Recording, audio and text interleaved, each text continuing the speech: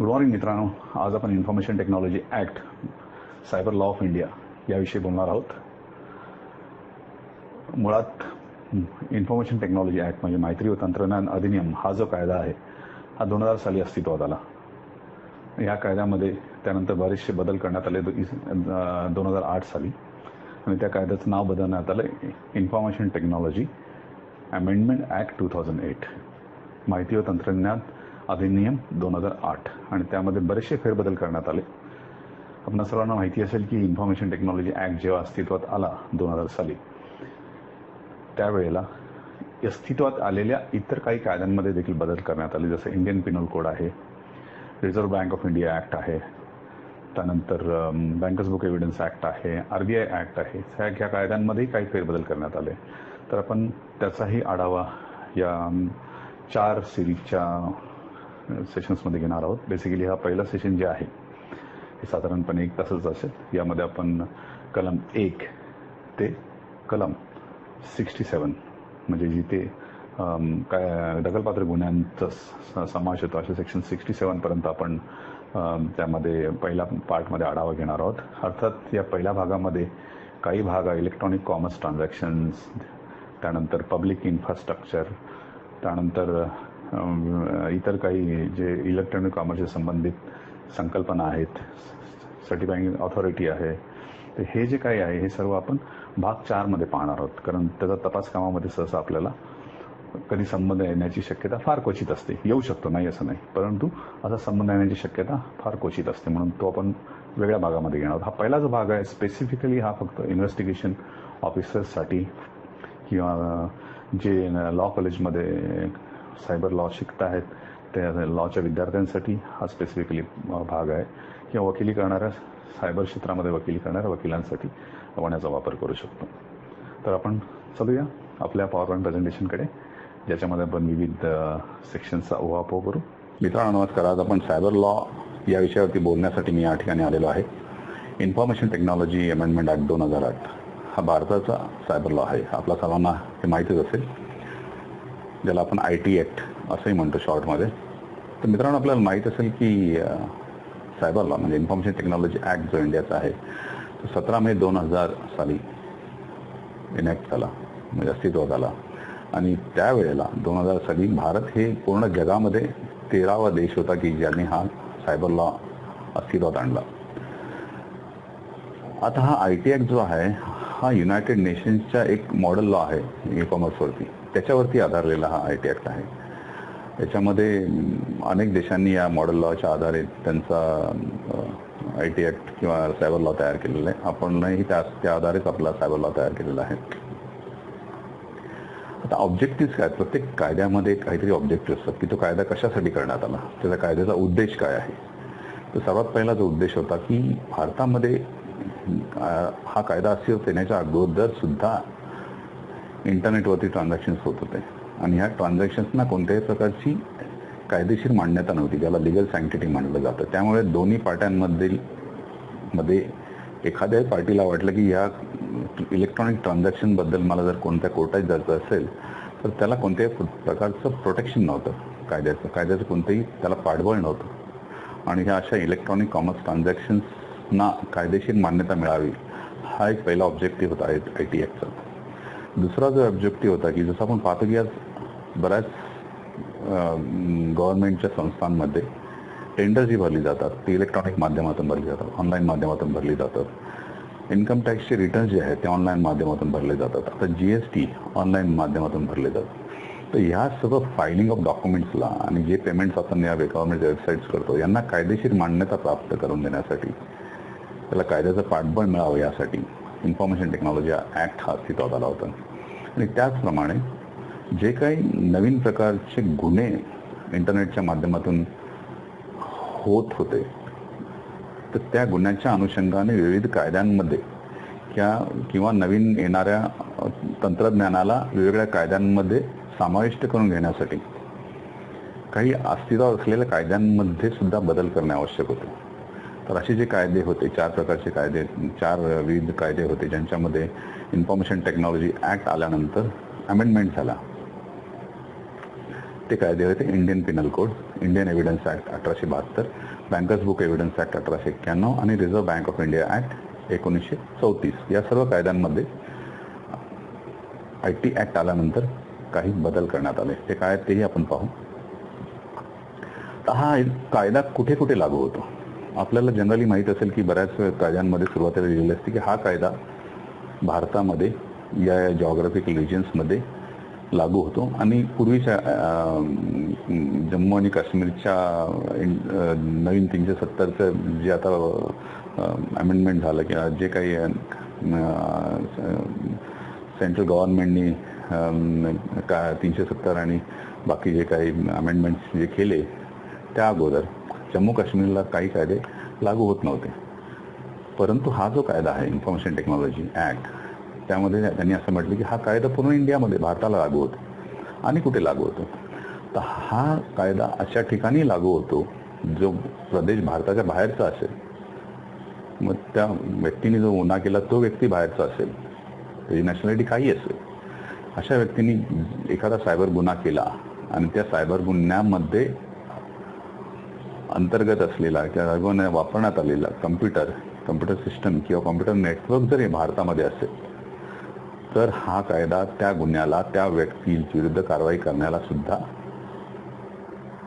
लागू होऊ शकतो. आता उदाहरणार्थ घ्यायचं झालं तर तुम्ही ते पाहाल की एक हॅकर किंवा एक सायबर क्रिमिनल युरोपमध्ये बसलेला आहे आणि तो भारतातल्या संगणकाचा वापर करून ऑस्ट्रेलियामधल्या एका सर्व्हरवरती अटॅक करतो. तर ह्या सिच्युएशनमध्ये हॅकरनी भारतातल्या संगणकाचा किंवा भारतातल्या ज्या संगणकाचा वापर केला आहे इंटरनेटच्या माध्यमातून, ते नेटवर्क भारतात असल्यामुळे भले ओरिजिन ऑफ अटॅक म्हणजे गुन्ह्याचा स्रोत जरी ब्रिटनमध्ये असेल किंवा UK मध्ये असेल किंवा इतर कोणत्या युरोपियन देशामध्ये असेल आणि ज्या बळीत जी व्यक्ती आहे ती दुसऱ्या देशात असेल, ऑस्ट्रेलियामध्ये असेल, परंतु भारतातील संगणकाचा वापर केल्यामुळे आणि भारतातील नेटवर्कचा वापर केल्यामुळे अशा प्रकारचा गुन्हा भारतामध्ये नोंद होऊ शकतो आणि त्या व्यक्तीविरुद्ध भारतामध्ये सुद्धा कारवाई केली जाऊ शकते. तर ह्या गुन्ह्याचं एक्सटेंट ऑफ ॲप्लिकेशन म्हणजे गुन्ह्याची व्याप्ती काय आहे तर ही भारतात देशापुरती मर्यादित नसून भारताच्या देशाच्या बाहेरच्या व्यक्तींना सुद्धा हा कायदा लागू होतो ज्यांनी भारतातील संगणकाचा किंवा भारतातील संगणकाच्या नेटवर्कचा वापर केला असेल तर. आता वेगवेगळ्या गुन्ह्यांचा पण तपास करताना किंवा कोणताही गुन्हा नोंद करताना, सायबर गुन्हा नोंद करताना ॲक्सेस हा शब्द तुम्हाला नेहमी येईल तुमच्या वाचनामध्ये किंवा त्या कलमामध्ये. Illegal access to the computer system. तर मुळात आपल्याला ॲक्सेस म्हणजे काय हे माहिती असणं आवश्यक आहे. त्यासाठी गुन्ह्याचे डेफिनेशन जे आहे सेक्शन 2 खाली दिलेले आहेत त्यामध्ये ॲक्सेस याची व्याख्या अशी म्हटली की gaining entry into any computer system or computer network, म्हणजे एखाद्या संगणकामध्ये, संगणकाच्या यंत्रणेमध्ये किंवा संगणकाच्या नेटवर्कमध्ये प्रवेश करणे म्हणजे ॲक्सेस आहे. किंवा या संगणकामध्ये जे काही लॉजिकल अरिथमेटिक मेमरी फंक्शन्स आहे त्यांना आदेशित करून किंवा त्यांना काही कमांड्स देऊन त्या आधारे त्या संगणकामध्ये, त्या संगणकाच्या यंत्रणेमध्ये किंवा त्या संगणकाच्या नेटवर्कमध्ये प्रवेश करणे याला सुद्धा ॲक्सेस असं म्हटलं जाईल. म्हणजे प्रत्यक्ष संगणकासमोर बसून त्या संगणकामध्ये पासवर्ड टाकला किंवा कोणत्याही प्रकारे त्या संगणकामध्ये प्रवेश केला तर त्याचा अर्थ झाला ॲक्सेस केला. किंवा इंटरनेटच्या माध्यमातून, नेटवर्कच्या माध्यमातून काही प्रोग्राम्सच्या आधारे जर एखाद्या संगणकामध्ये प्रवेश केला, जरी तो रिमोट जरी ॲक्सेस असला तरी त्याला आपण ॲक्सेस असं म्हणू शकतो. ही त्याची व्याख्या झाली. पर्सनली आणि रिमोटली हे दोन चित्र त्यात असं दर्शवतात.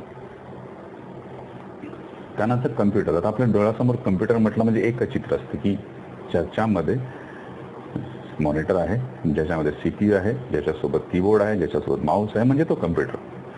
परंतु असं नाही आहे. IT ॲक्टनी कॉम्प्युटर या संज्ञेमध्ये तुम्ही जर वाचलं तर नीटपणे असं असेल की computer means electronic, magnetic, optical or other high speed data processing device or system which performs logical, arithmetic and memory functions. म्हणजे संगणकाचे जे काही फंक्शन्स आहेत ते सर्व आणि त्यामध्ये अंतर्भाव कशाचा होतो. Input, output, processing, storage, computer software, communication facilities which are connected or relates to the computer in a computer system, computer network. म्हणजे कम्प्युटर सिस्टमला किंवा कम्प्युटर नेटवर्कला जोडलेले जे काही डिव्हायसेस आहेत इनपुट करणारे किंवा आउटपुट देणारे प्रोसेसिंग करणारे डिव्हाइस आहेत. त्यामध्ये अगदी तुमच्या स्विचचा संबंध येऊ शकतो, राउटरचा संबंध येऊ शकतो, कारण हे जे आहेत ते बेसिकली प्रोसेसिंग डिव्हाइसेस आहेत. म्हणजे इंटरनेटवरती जे काही कम्युनिकेशन होतं ते कम्युनिकेशन फॉरवर्ड करणे, त्याच्यावरती प्रोसेसिंग करणे. फायरवॉल आहे, प्रोसेसिंग केली जाते, त्याला पण आपल्याला कॉम्प्युटर म्हणता येईल. कम्युनिकेशन फॅसिलिटीज आहेत त्या सर्व, जे राउटर आहे, स्विचेस आहेत. तर कम्प्युटर म्हणजे नुसता फक्त एक लॅपटॉप किंवा एक PC असा त्याचा अर्थ नाही. तर कॉम्प्युटरमध्ये जे काही डिव्हायसेस हे फंक्शन्स करू शकतात, जे लॉजिकल, अरिथमॅटिक आणि मेमरी फंक्शन्स करू शकतात, ते सर्व काही कम्प्युटरमध्ये गणले जातील. हे सुद्धा तुम्ही IoT हा शब्द ऐकला असेल, इंटरनेट ऑफ थिंग्स. त्याच्यामध्ये तुमच्या कारमध्ये एखादा कम्प्युटर फिट केलेला असू शकतो, जी कार कम्प्युटरच्या फंक्शन्सच्या आधारे चालू शकते, ज्यामध्ये लॉजिकल, अरिथमॅटिक, मेमरी फंक्शन्स असतात. त्यामध्ये एक ठराविक वेळेला कारचं कूलिंग ऑटोमॅटिक स्टार्ट केलं जातं. आता हल्ली तुम्ही ऐकलं असेल की रिमोटवरती चालणाऱ्या कार्स आहेत किंवा ऑटोमॅटिक कार्स आहेत, ज्याच्यामध्ये ड्रायव्हरची आवश्यकता नाही. याबद्दल हे सगळे फंक्शन्स जे आहेत हे सगळे कम्प्युटरच्या माध्यमातून केले जातात. लिफ्ट तुम्ही एक उदाहरण घ्या, एलिव्हेटर. एखाद्या बिल्डिंगमध्ये 5-6 लिफ्ट असतात. तुम्ही एका बाजूला लिफ्टचं बटन दाबलं तर जवळची लिफ्ट आहे ती दुसऱ्या बाजूनी येऊन थांबते. हे कशाच्या आधारे होतं? हे सर्व कम्प्युटरच्या आधारे होतं. कम्प्युटरचे कम्प्युटिंग फंक्शन्सच्या आधारे होतं, लॉजिकल, अरिथमॅटिक आणि मेमरी फंक्शन्सच्या आधारे. त्यामुळे कम्प्युटर हा जे आपल्या मनामध्ये एक फिट बसलेलं पिक्चर आहे की कम्प्युटर म्हणजे त्याला मॉनिटर हवाच, त्या स्क्रीनवरती काहीतरी दिसलं पाहिजे, त्याला कीबोर्ड लागलेला असला पाहिजे, त्याला माऊस जोडलेला असला पाहिजे. तर अशी काही आवश्यकता नाही आहे. कम्प्युटरमध्ये अनेक प्रकारे ह्या डेफिनेशन बनणारे असणारे सर्व डिव्हायसेस म्हणजे कम्प्युटर्स आहेत. हे तुम्ही पाहिलं तर इनपुट डिव्हायसेस आहे, त्याला आपण सगळ्यांना कम्प्युटर्स म्हणू शकतो. बारकोड रीडर आहे, त्याला कम्प्युटर म्हणू शकतो, कारण तो ऑटोमॅटिकली इन्फॉर्मेशन कॅप्चर करतो, प्रोसेस करतो. तुम्ही एखाद्या मॉलमध्ये जाता, तुम्ही एखाद्या डीमार्टमध्ये जाता किंवा स्टार बाजारमध्ये जाता, त्यावेळेला तुम्ही खरेदी केलेल्या वस्तूंची रीडिंग केलं जातं, त्याचं कॅल्क्युलेशन केलं जातं. ते सर्व जे आहे ते संगणकाचे फंक्शन्स असतात, त्यामुळे त्यालाही आपण संगणक म्हणू शकतो. किंवा तुमचं कार्ड जे स्वाईप केलं तर त्या मशीनला सुद्धा आपण संगणक म्हणू शकतो या डेफिनेशनच्या आधारे. त्यामध्ये कोणी हॅकिंग केलं असेल तर कम्प्युटरचं हॅकिंग झालं असं आपण सहजी म्हणू शकतो. त्यामुळे ही डेफिनेशन कॉम्प्युटरची जी आहे ब्रॉड आहे, लक्षात ठेवा. कम्प्युटर नेटवर्क म्हणजे काय? कम्प्युटर नेटवर्क म्हणजे सॅटेलाईटच्या माध्यमातून, मायक्रोवेव्हच्या माध्यमातून, टेरेस्ट्रियल लाईनच्या माध्यमातून किंवा सी केबलच्या माध्यमातून जेव्हा एकापेक्षा अधिक संगणकांची जोडणी केली जाते, त्या आधारे ते संगणकांमधून माहितीची देवाणघेवाण केली जाते, त्याला कम्प्युटर नेटवर्क असं म्हटलं जातं. म्हणजे एकापेक्षा अधिक संगणक एकमेकांमध्ये शेअर असलेले जोडले गेल्यानंतर एकमेकांमध्ये ते काही शेअर करतात इन्फॉर्मेशन, त्या नेटवर्कला कम्प्युटर नेटवर्क असं म्हटलं जातं. सॅटेलाईटच्या माध्यमातून असेल, तुम्हाला कधी माहीत असेल की बहुतांशी इंटरनेटचं कम्युनिकेशन हे जवळजवळ 90% परदेशात जाणारं जे काही कम्युनिकेशन असेल ते समुद्राच्या तळाशी असलेल्या फायबर केबलच्या माध्यमातून ते होत असतं. कम्युनिकेशन डिव्हाइस म्हणजे काय?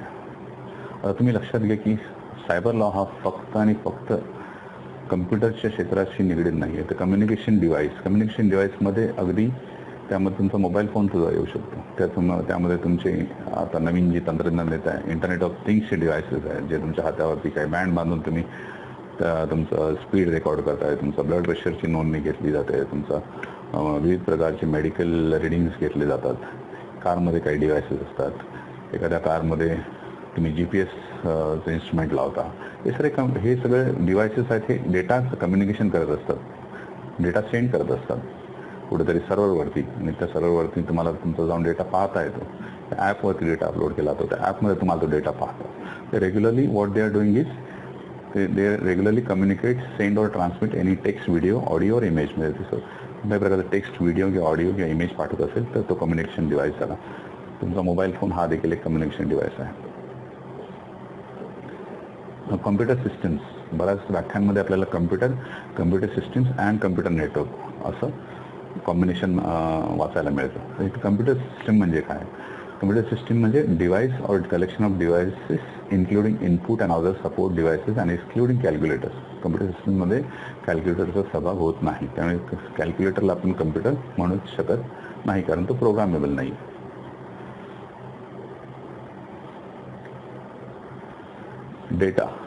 डेटा म्हणजे काय? आपल्याला बऱ्याच वेळेला डेटाचा बऱ्याच सेक्शन्समध्ये तुम्हाला ऐकायला मिळेल किंवा वाचायला मिळेल डेटा हा शब्द.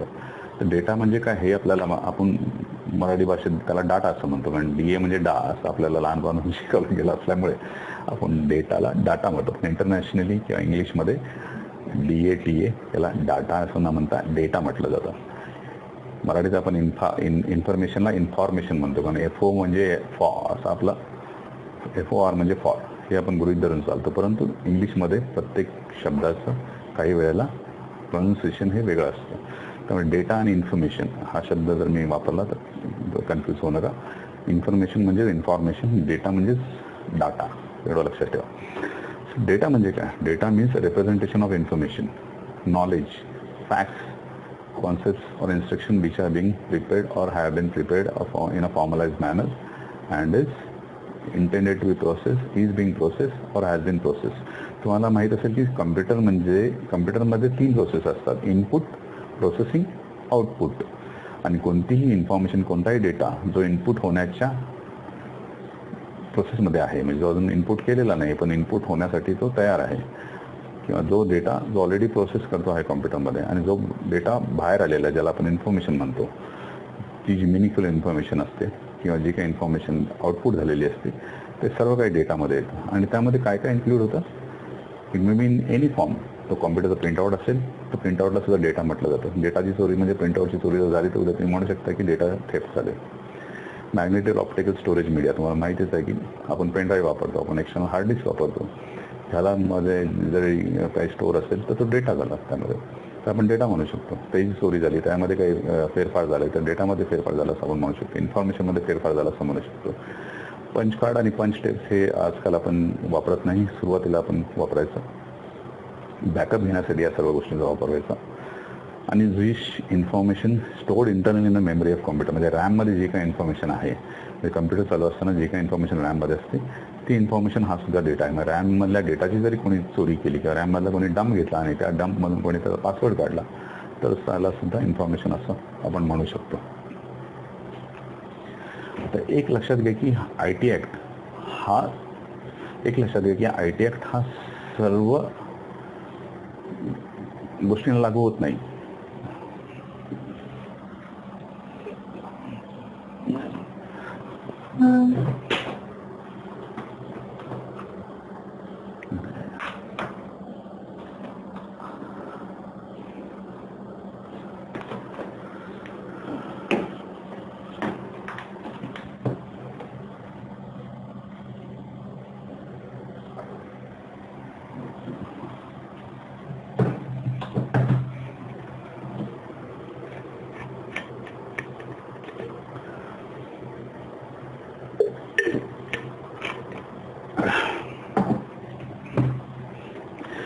एक लक्षात घ्या, रेकॉर्डिंग बरोबर होतं, फ्रेममध्ये आहे.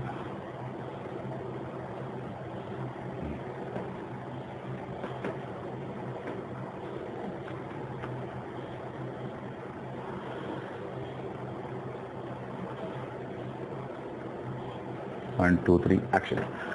मित्रांनो, एक लक्षात घ्या की IT ॲक्ट काही कायद्यांना लागू होतं, काही कायद्यांना लागू होते, काही कट. मित्रांनो, एक लक्षात घ्या की IT ॲक्टमध्ये काही गोष्टी किंवा काही बाबींना लागू होत नाही. त्या बाबी कोणत्या आहेत? एक्सेप्शन्स काय आहेत? Negotiable instrument as defined in section 13. Negotiable इन्स्ट्रुमेंटमध्ये सेक्शन 13 मध्ये जे काही निगोशिएबल इन्स्ट्रुमेंट्स आहेत त्याला हा कायदा लागू होत नाही. परंतु चेक हा त्यातून बाहेर काढलेला आहे. म्हणजे चेक, इलेक्ट्रॉनिक चेक हा IT ॲक्ट लागू होतो. इलेक्ट्रॉनिक चेकला IT ॲक्ट लागू होतो की चेक या संज्ञेला IT ॲक्ट लागू होतो. बाकीचे जे काही हुंडी आहे, हे आहे, ते आहे, बाकीच्या गोष्टी ज्या निगोशिएबल इन्स्ट्रुमेंटमध्ये येतात त्या व्याख्येखाली सेक्शन 13च्या, त्यांना IT ॲक्ट लागू होत नाही. परंतु चेकला मात्र IT ॲक्ट लागू होतो. दुसरी कोणती बाब आहे ज्याला IT ॲक्ट लागू होत नाही? Power of attorney. Power of अटर्नीला IT ॲक्ट लागू होत नाही. मला पॉवर ऑफ अटॉर्नी इलेक्ट्रॉनिक फॉर्ममध्ये असली तर चालणार नाही, ती पेपर फॉर्ममध्ये पाहिजे. ती पॉवर ऑफ अटॉर्नी ॲक्टच्या मध्ये दिलेल्या पद्धतीने असली पाहिजे तर त्याला मान्यता आहे. ऑनलाईन किंवा डिजिटल पॉवर ऑफ अटॉर्नी चालणार नाही. ट्रस्ट, सेक्शन 3 मध्ये जे ट्रस्ट डिफाईन केलं त्या ट्रस्टला डेफिनेशनला IT ॲक्ट लागू होत नाही. त्यानंतर विल ज्याला आपण म्हणतो, टेस्टामेंटरी डिस्पोजिशन ज्याला आपण म्हणतो, मृत्यूपत्र, त्या मृत्यूपत्राला ITI ॲक्ट लागू होत नाही. त्यामुळे मृत्यूपत्र हे पेपर स्वरूपातच पाहिजे, त्याच्यावरती हाताने सही पाहिजे, डिजिटल सिग्नेचर चालणार नाही, डिजिटल डॉक्युमेंट चालणार नाही. विल हे सुद्धा तुम्हाला पेपर फॉर्ममध्ये पाहिजे.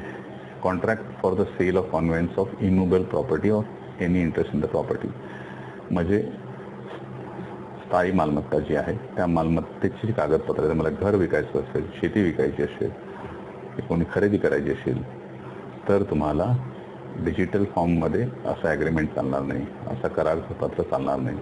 तुम्हाला जे सेल डीड आहे किंवा तुम्ही जे काही खरेदी करणार आहात त्याचं करारपत्र जे तुम्ही करणार आहात ते तुम्हाला डिजिटल फॉर्ममध्ये डिजिटल सिग्नेचरच्या माध्यमातून करता येणार नाही, एक्झिक्यूट करता येणार नाही. केलं तर त्याला मान्यता नाही, तुम्हाला ते पेपर फॉर्ममध्येच लागेल. Any such class of documents transaction as may be, म्हणजे ज्या वेळेला सरकारला वाटेल की हे ट्रान्झॅक्शन किंवा हे डॉक्युमेंट ITI ॲक्टच्या अंडर येणार नाही, ते कोणतंही डॉक्युमेंट त्या ITI ॲक्ट त्याला लागू होणार नाही. यामध्ये आपण जाणार नाही आहोत कारण हे थोडंसं कॉम्प्लिकेटेड टेक्निकल टॉपिक आहे. हा मी दुसऱ्या एखाद्या सेशनमध्ये तुम्हाला सांगेन.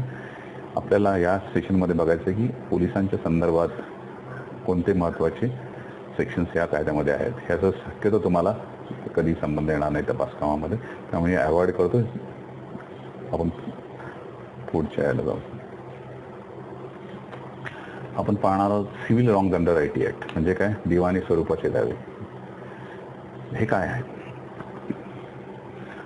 तुम्ही बऱ्याच वेळेला ITI ॲक्ट ज्या वेळेला सेक्शन्स लावता तेव्हा 43 खालची बरीचशी कलमं आपण एखाद्या सायबर गुन्ह्याला लावतो, परंतु ती कलम दिवाणी स्वरूपाची आहे. ती दिवाणी स्वरूपाची कलम अचानकपणे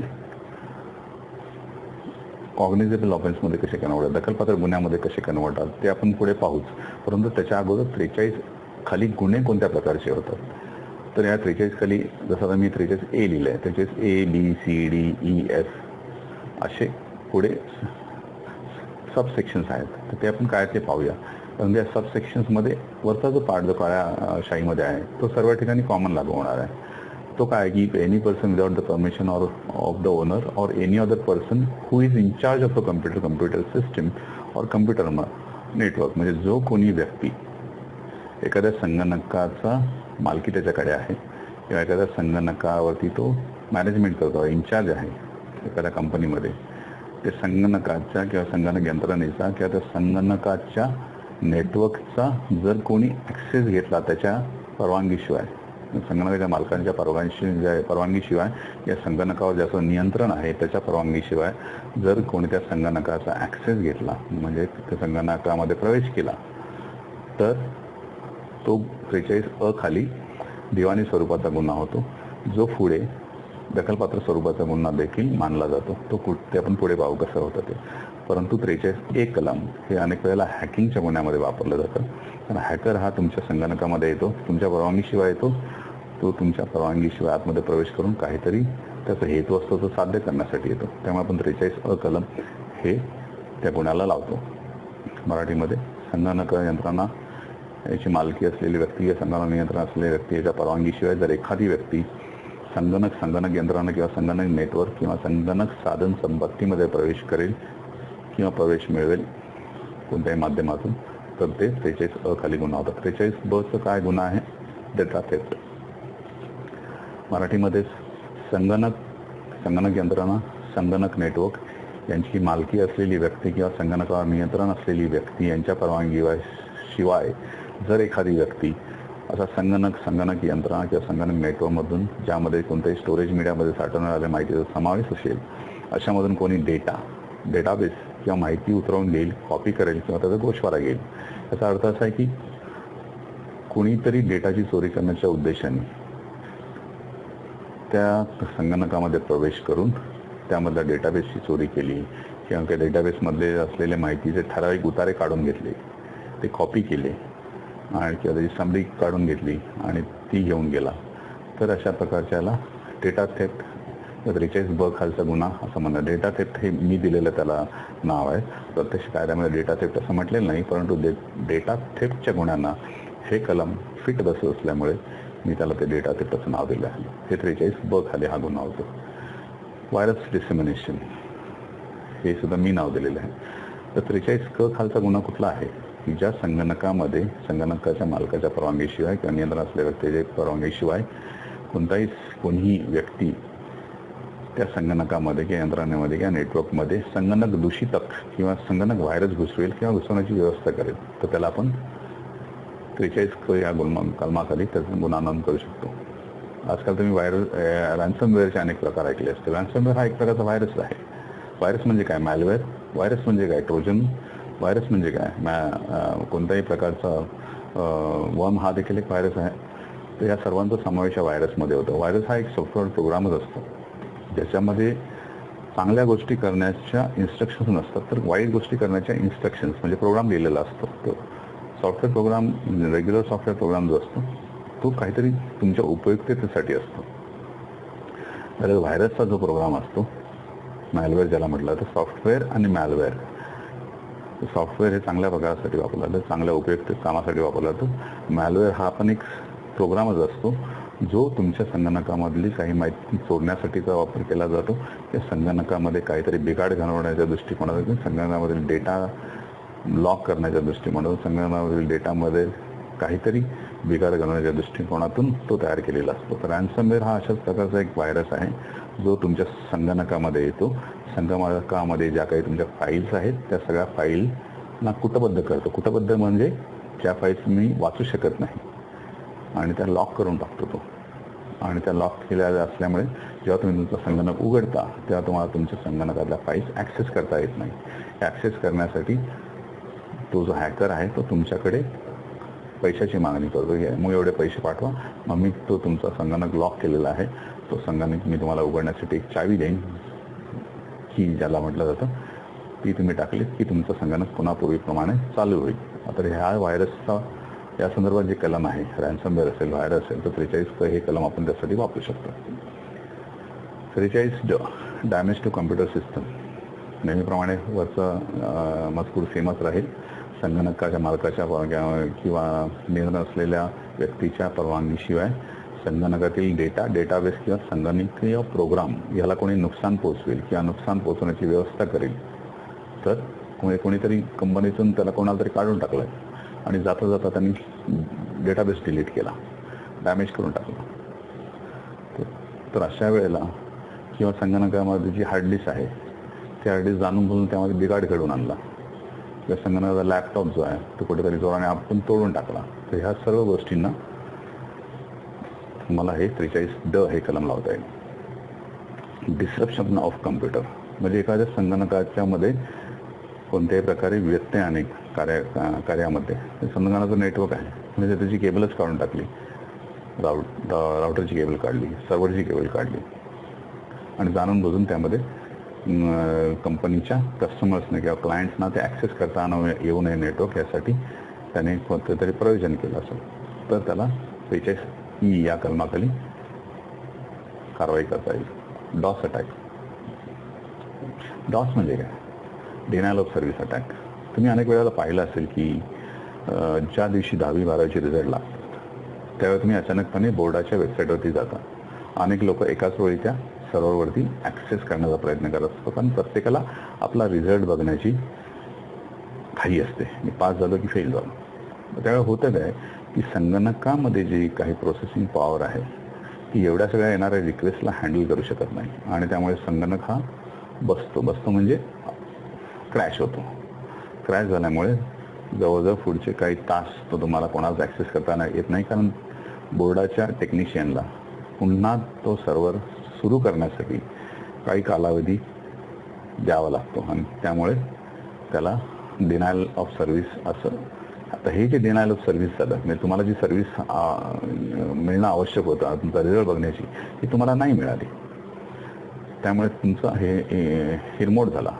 अशाच प्रकारे जर एखाद्या बँकेच्या कस्टमर्सना अर्जंट ट्रान्झॅक्शन्स आहेत परंतु बँकेच्या वेबसाईटवरती कोणीतरी हॅकरनी हल्ला केला आणि त्याच्यामुळे तुमच्यासारख्या लाखो बँकेच्या कस्टमर्सना त्यांचं इंटरनेट अकाउंट ॲक्सेस नाही करता आलं, मनी ट्रान्सफर नाही करता आला. अशा प्रकारे किंवा अमेझॉनसारखी वेबसाईट आहे ज्याच्यावरती कोणीतरी डॉस अटॅक केला एखाद्या क्रिमिनलनी आणि अमेझॉनच्या अनेक जे खरेदी करणारे व्यक्ती आहेत कस्टमर्सना त्यांना आवश्यक ती वस्तू नाही खरेदी करता आली तर दुसऱ्या कोणत्याही वेबसाईटवरती जाऊ शकते, फ्लिपकार्टवरती जातील आणि कुठल्या वेबसाईटवरती जातील. त्यामुळे एखाद्या कंपनीचं मोठ्या प्रमाणावरती नुकसान होऊ शकतं. करोडो रुपयांचं नुकसान काही मिनिटाच्या कालावधीमध्ये अशा कंपन्यांचं होऊ शकतं आणि याच उद्देशाने डॉस अटॅक हा केला जातो. स्वतः या उदाहरणामध्ये रेग्युलर युजर आहे तो कॉम्प्युटरला ॲक्सेस करतो, परंतु एक क्रिमिनल बसलेला आहे त्याने अनेक इतर संगणकाचा ताबा घेतलेला आहे ते त्या लोकांना माहीत नाही आणि त्या लोकांच्या संगणकाच्या माध्यमातून तो अनेक रिक्वेस्ट त्या सर्व्हरवरती पाठवतो आणि जेणेकरून तो संगणक बिझी ठेवतो आणि त्या संगणकाला तो क्रॅश करतो, जेणेकरून रेग्युलर जो कस्टमर आहे त्याला तो ॲक्सेस मिळत नाही. हा झाला डिनायल ऑफ सर्व्हिस अटॅक. अशा केसेसमध्ये 43 प्रमाणे किंवा एफ प्रमाणे आपण कारवाई करू शकतो. फॅसिलिटेटिंग इलिगल ॲक्सेस कलम 34 IPC मधला सगळ्यांनाच माहीत आहे. कोणताही संगणकाच्या या अधिनियमाच्या अंतर्गत असलेल्या नियमाच्या तरतुदीचे उल्लंघन करून प्रवेश करण्यास सहाय्य करेल किंवा ते सुकर करेल. हे 114 IPC. त्यामुळे थेफ्ट ऑफ सर्व्हिसेस, तुमच्या घरी इंटरनेटचं कनेक्शन आहे, तुमच्या घराच्या खालीच दुसरी एखादी व्यक्ती आहे ज्या व्यक्तीने तुमच्या इंटरनेटचा पासवर्ड राउटरचा पासवर्ड गेस करून त्या आधारे तुमच्या इंटरनेट सेवेचा वापर केला आणि त्याचं बिल मात्र तुम्हाला आलं. हे एक उदाहरण झालं. अशा प्रकारच्या इंटरनेटवरती अनेक प्रकारच्या इतर सेवा देखील असतात. त्या सेवांचा वापर तुमच्या अपरोक्ष दुसऱ्या कोणीतरी केला. नेटफ्लिक्सचं तुमचं अकाउंट आहे, तुमचा पासवर्ड कोणाला तरी माहिती आहे, दुसरा कोणतरी ते वापरतोय, तर हे झालं थेफ्ट ऑफ सर्व्हिसेस. ते ह्याकडचे गुन्हे 43H प्रमाणे तुम्हाला कारवाई करता येऊ शकते. हे आहे कोणत्याही मालकी असलेल्या संगणकाची मालकी असलेल्या किंवा नियंत्रण असलेल्या व्यक्तीच्या परवानगीशिवाय संगणक साधन संपत्तीमध्ये असलेली कोणतीही माहिती नष्ट करेल, वगळेल किंवा त्याच्यात फेरफार करेल किंवा तिचे मूल्य किंवा उपयोगिता कमी करेल त्याचं कोणत्याही साधनाद्वारे तिला क्षतिकारक रीतीने बाधा निर्माण करेल. म्हणजे डेटामध्ये फेरफार करणं, नष्ट करणं, डिलीट करणं, फेरफार करण्यामागे काही त्याचं प्रयोजन असू शकतं हॅकरचं. काही ट्रान्झॅक्शन्स थपवायचे असतील, काही ट्रान्झॅक्शन लपून त्यातून पैसे काढायचे असतील, अशा अनेक प्रकारचे गुन्हे निदर्शनं आलेले आहेत. तर हॅकिंगला हे सुद्धा कलम लागू शकतं. आणि हॅकिंगमध्ये साधारणतः हॅकरचा उद्देशच हा असतो की माहिती नष्ट करणे, माहितीमध्ये फेरफार करणं किंवा त्या माहितीचं म्हणजे वेबसाईट आहे त्याचं उपयोगिता कमी करणं.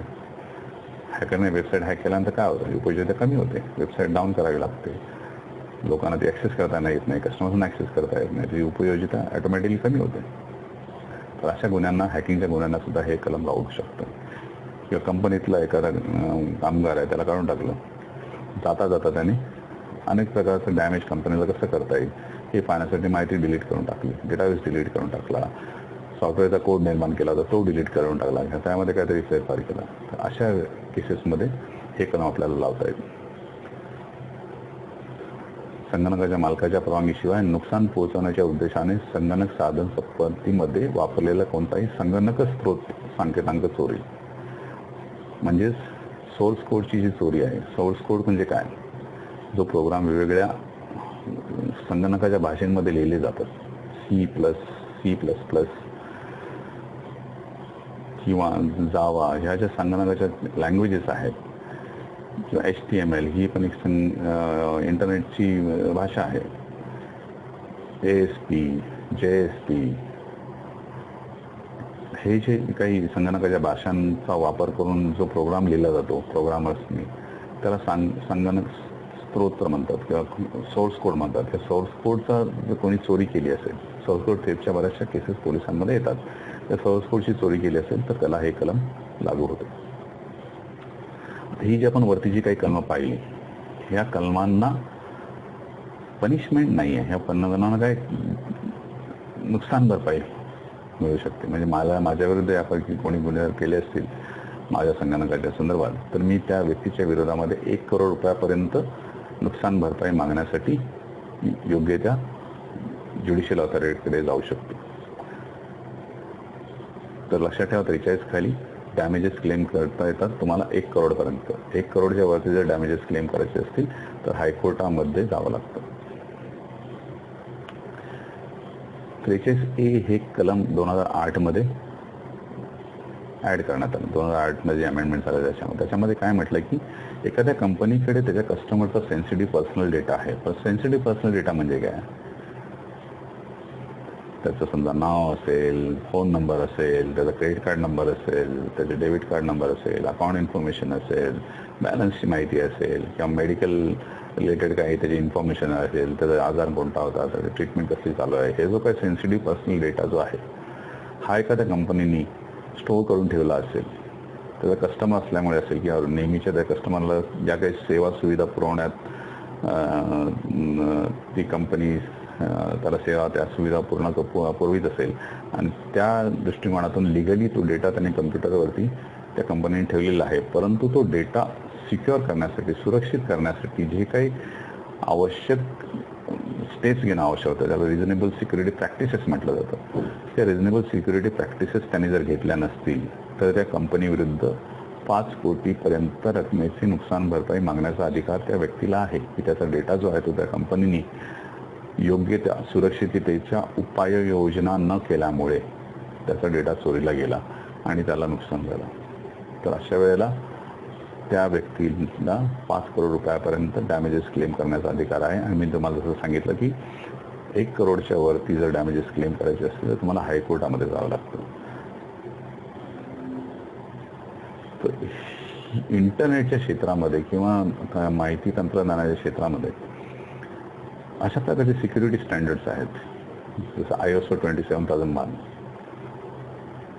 इव्हन इन्फॉर्मेशन टेक्नॉलॉजी ॲक्टच्या रूल्समध्ये म्हटलेलं आहे की कोणत्याही कंपनीनी सिक्युरिटी प्रॅक्टिसेस योग्यता घेतल्या आहेत हे प्रूव्ह करण्यासाठी काही स्टँडर्ड्समध्ये जे नमूद केलेलं आहे त्या पद्धतीच्या सिक्युरिटी या सुरक्षा व्यवस्थांचं नियोजन केलं, जसं की ISO 27001.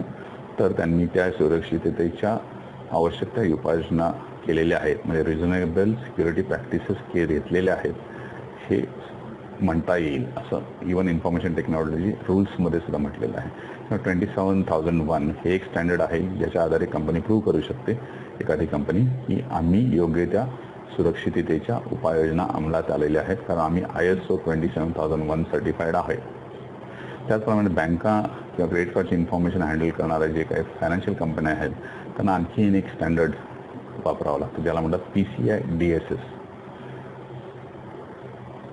PCI DSS म्हणजे payment card industry data security standard. तर RBI बँकांवरती किंवा फायनान्शियल इन्स्टिट्यूशन ज्यांना त्यांनी RBIने लायसन्स दिलेलं आहे त्या सर्वांना सांगते की तुम्ही PCI DSS स्टँडर्ड अप्लाय करा, सर्टिफाय व्हा आणि आम्हाला ते सर्टिफिकेट दाखवा. तर अशा बँका किंवा अशा कंपन्यांनी योग्य ते रिझनेबल सिक्युरिटी प्रॅक्टिस घेतलेलं असं प्रूव्ह होतं.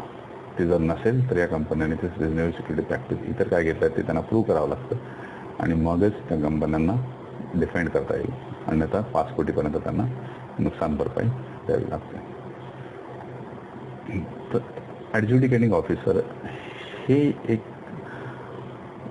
संस्था ITI खाली निर्माण करण्यात आलेली आहे.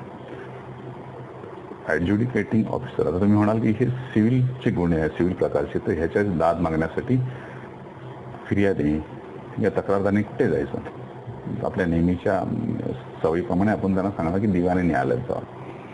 परंतु ITI ॲक्ट असं म्हणतो की ITI ॲक्ट खाली जे काही 43, 43 खाली जे काही व्हायोलेशन्स आहेत त्या केसेस चालवण्याचा अधिकार दिवाणी न्यायालयाला नाही, तर दिवाणी न्यायालयाच्या समान अधिकार असलेल्या ॲडज्युडिकेटिंग ऑफिसर यांना ते अधिकार दिलेले आहेत. आणि ॲडज्युडिकेटिंग ऑफिसर हे कोण असावेत याबद्दल ITI ॲक्टमध्ये असं म्हटलं की ॲडज्युडिकेटिंग ऑफिसर हा जॉईंट सेक्रेटरी दर्जाचा असावा, IT डिपार्टमेंटचा जॉईंट सेक्रेटरी.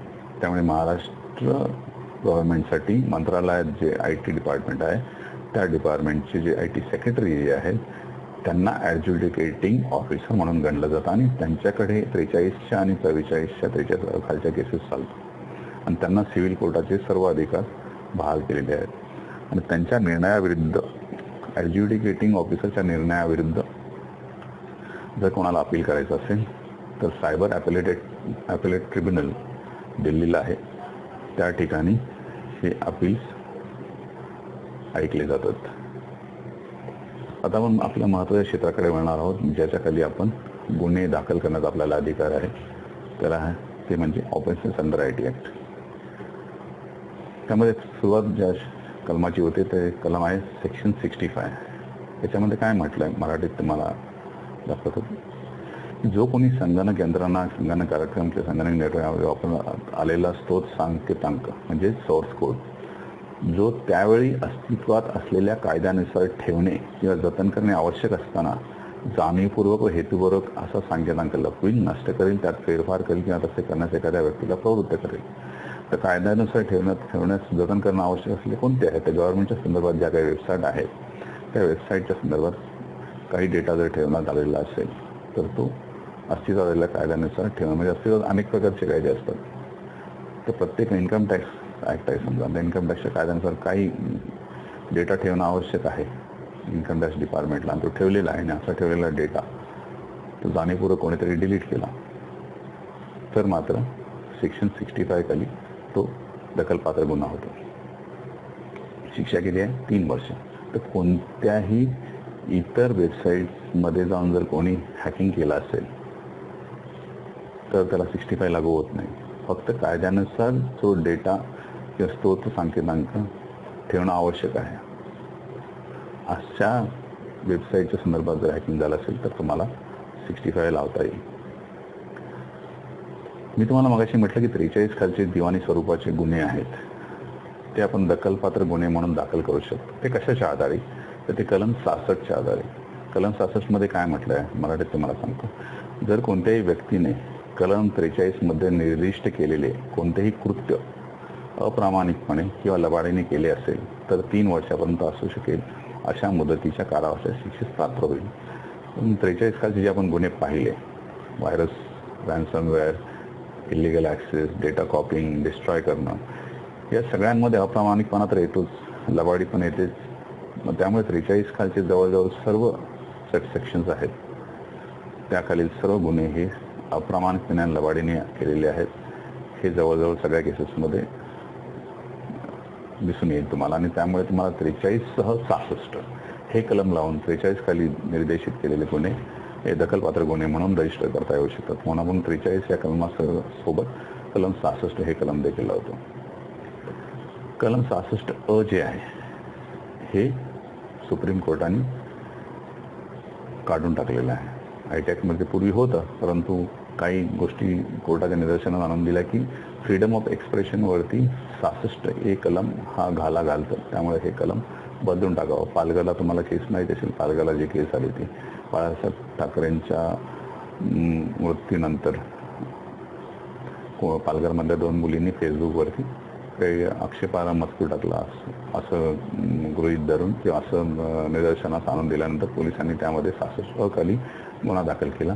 आणि अशाच प्रकारचे अनेक काही केसेस भारतामध्ये घडल्या ज्याच्यामध्ये लोकांनी आपले विचार इंटरनेटवरती मांडल्यानंतर 66 खाली त्यांच्या विरुद्ध गुन्हा दाखल करण्यात आले. ऑफेंडिंग मेसेजेस असं म्हटलं झालं त्यांना. आणि त्यामुळे सुप्रीम कोर्टाने असा निर्णय घेतला की हे कलम जे आहे हे व्यक्तीच्या फ्रीडम ऑफ एक्सप्रेशनवरती, विचार स्वातंत्र्यावरती गदा आणणार आहे. त्यामुळे 66 कलम हे काढून टाकण्यात आलेलं आहे. कोणी 66 कलमाखाली गुन्हे दाखल करू नका. 66 कलम काय म्हणतं? Receiving stolen computer resource.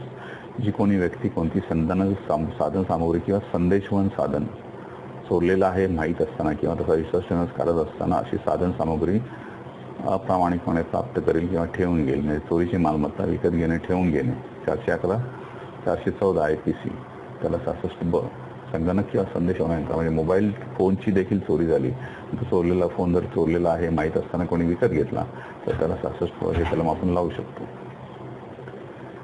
Identity theft, ओळखदर्शक गोष्टींची चोरी. जो कोणी व्यक्ती कोणत्याही व्यक्तीच्या इलेक्ट्रॉनिक सहीचा किंवा पासवर्डचा किंवा अनन्यसाधारण ओळखदर्शक वैशिष्ट्यांचा लबाडीने किंवा अप्रामाणिकपणे वापर करेल. बऱ्याचशा सायबर ॲक्टच्या केसेसमध्ये आपण 66 हे कलम लावतो. तर अशा इलेक्ट्रॉनिक सही या पासवर्डचा किंवा अनन्यसाधारण ओळखदर्शक वैशिष्ट्य म्हणजे कुठली? युजरनेम पासवर्ड हे फक्त तुमचंच असतं, अनन्यसाधारण आहे. ओळखदर्शक आहे की तुम्ही पासवर्ड टाकल्याशिवाय, तुमची ओळख दाखवल्याशिवाय तुम्हाला कोणत्याही साधन संपत्तीमध्ये, इलेक्ट्रॉनिक या संगणकीय साधन संपत्तीमध्ये प्रवेश करता येत नाही. तुमचं बँक अकाउंट असेल, तुमचा संगणकाचा लॉग इन ID असेल, पासवर्ड असेल, म्हणजे सर्व्हरचा लॉग इन ID पासवर्ड असेल, ईमेलचा लॉग इन ID पासवर्ड असेल, हे तुमची ओळखदर्शक वैशिष्ट्य आहेत ज्याच्या आधारे तुम्हाला त्या संगणकावरती त्या सर्व्हरवरती प्रवेश मिळतो. ती कोणीतरी चोरला असेल किंवा वापर केला असेल.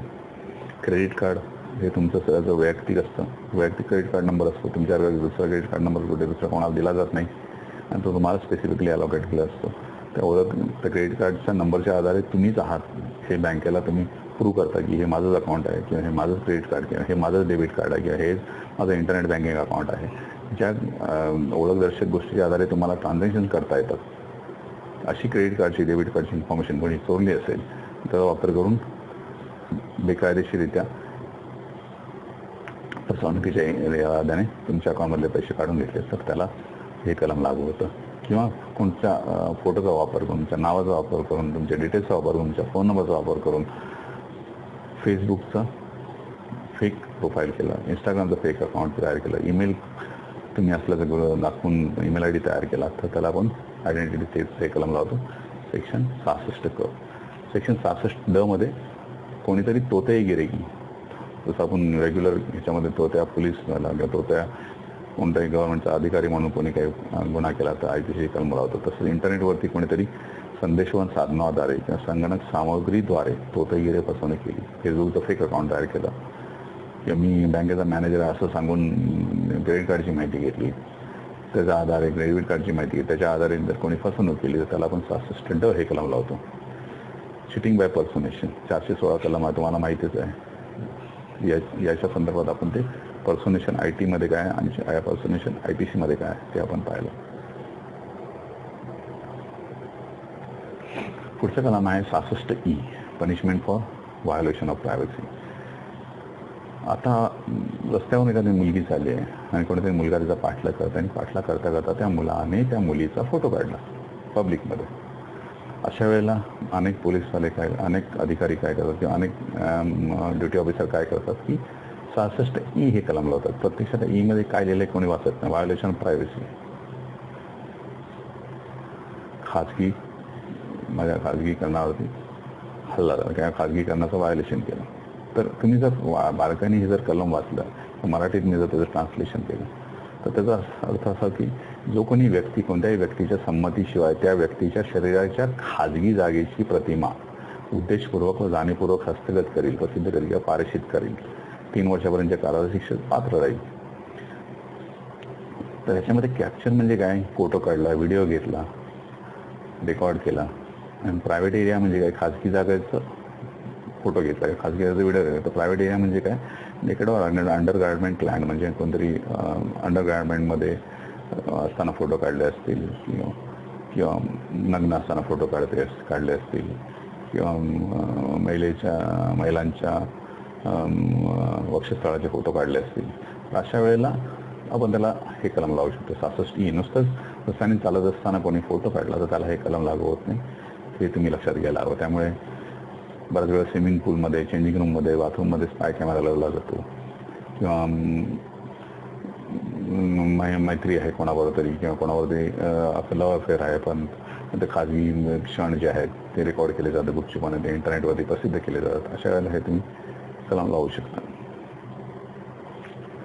सायबर टेररिझममध्ये असं नाही की इंटरनेटवरती टेररिस्टनी किंवा प्रत्यक्षात कुठेतरी फायरिंग झालं नाही आपण त्याला सायबर टेररिझमचा ॲक्ट लावला. तर सायबर टेररिझममध्ये असं आहे की देशाची एकात्मता, अखंडता धोक्यात आणण्याच्या दृष्टिकोनातून कोणताही सायबरचा गुन्हा केला असेल तर त्याला आपण सायबर टेररिझमचं कलम लावू शकतो.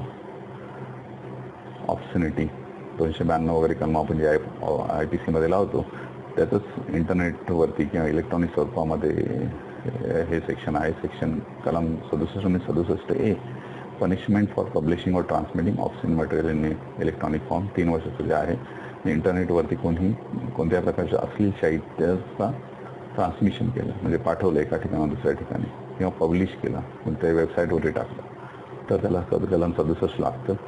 आणि 67A मध्ये सेक्स्युअली एक्सप्लिसिट ॲक्ट म्हणजे काहीतरी ॲक्शन आली, ज्याच्यामध्ये काहीतरी मूवी आहे त्याच्यामध्ये काहीतरी ॲक्शन दाखवली किंवा 2 व्यक्तींमध्ये काहीतरी सेक्शुअल ॲक्ट आहे त्याचं काहीतरी इमेज टाकली तर त्याला 67A हे लागतं. म्हणजे ॲक्शन काहीतरी त्यामध्ये आली असेल तर त्याला 67A लागतं. सगळ्यात अतिशय घाणेरडा जो प्रकार आहे त्याला चाइल्ड पोर्नोग्राफी असं म्हटलं जातं.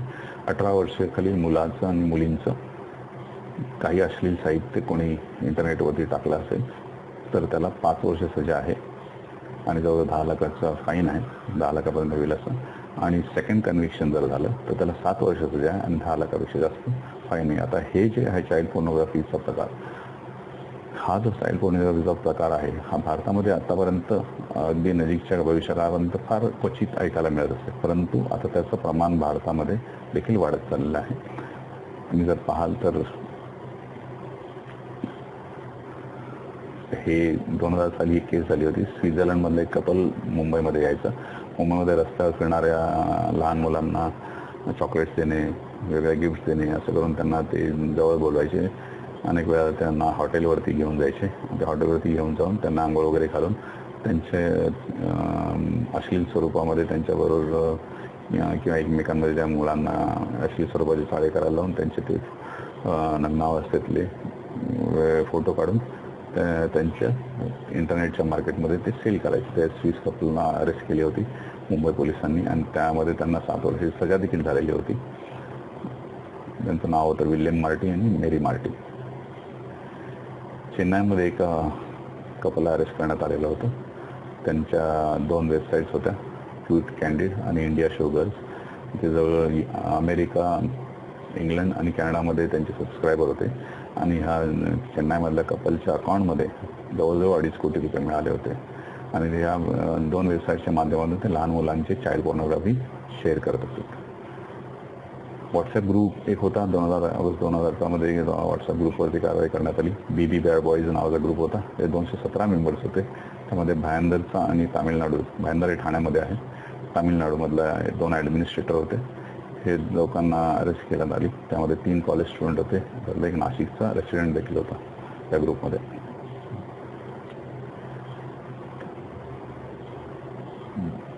ब्रेक.